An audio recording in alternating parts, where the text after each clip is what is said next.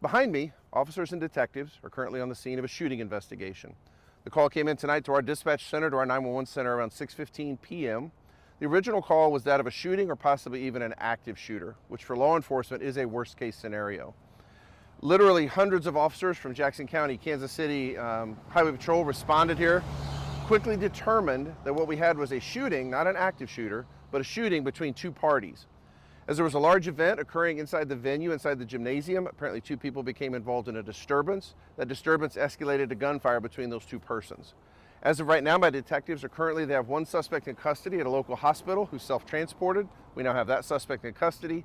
We are working to identify the second suspect through interviews and physical evidence. At this time, I can tell you there's no threat to the public. We don't believe there is a suspect on foot anywhere in this area. And we do believe that we will eventually get the identity of that second suspect through investigations. You obviously, when you respond to the call of an active shooter, there's a lot of folks who come out. You mentioned it's a worst case scenario. Talk to me about the response here tonight and all the neighboring agencies or sheriff's department, things like that have all come together to help address that. You mentioned how many cars who were here earlier. Had the call been a legitimate active shooter, we would have needed every one of those resources. We had officers here from the Jackson County Sheriff's Department, the Missouri State Highway Patrol, and then Kansas City PD assisted us with their helicopter, which was overhead searching for a suspect. I think what we're grateful for most here, that in that crowded gymnasium and inside that large event, with gunfire in close proximity, that we didn't have other innocent folks hit. We have no other injuries reported here other than the suspect who's self-transported to the hospital. Our second suspect is unknown, but I would be surprised if that person didn't have wounds as well. Can you talk about the people who were inside at the time, about how many, maybe age ranges, what kind of that looks like?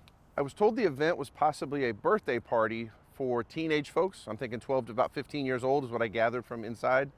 Were these parties then peripherally involved? Because our suspects are described as a little older than that as they continue to work on and refine that suspect description. Large venue and a large party, so I'm thinking over 100 people, 100 to 200 people. There's a lot of young people being identified here and interviewed before they're released back to parents. So we've got a lot of work ahead of us. We'll be here for a long time this evening.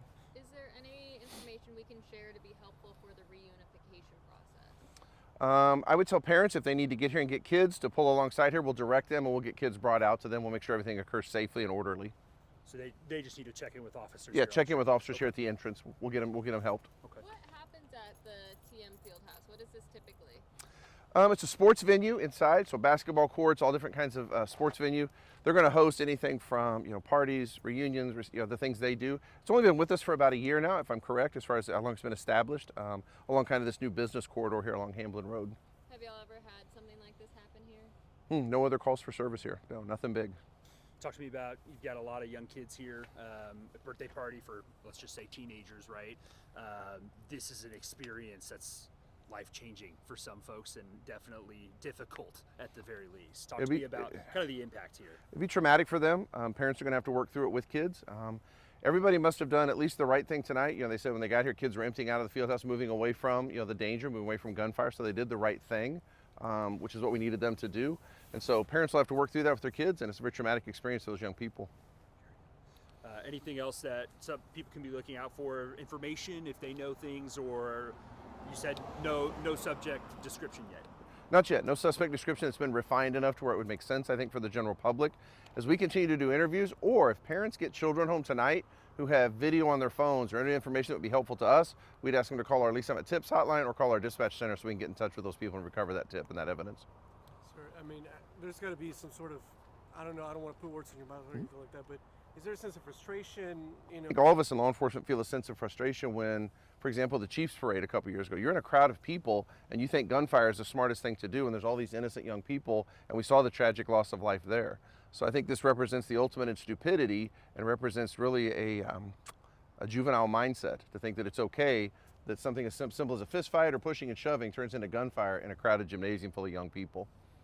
We have seen these types of shootings, unfortunately, but between two folks, the argument gets out of hand and turns into gunfire. Your advice to folks who dealing with those kinds of conflicts, what can, we see these all too often. What would you, I mean, if you have an answer. I got nothing good for that one. KCPD's always, what do they always say? They always go, oh, just walk away. We say just walk away. That's not what these people are going to do.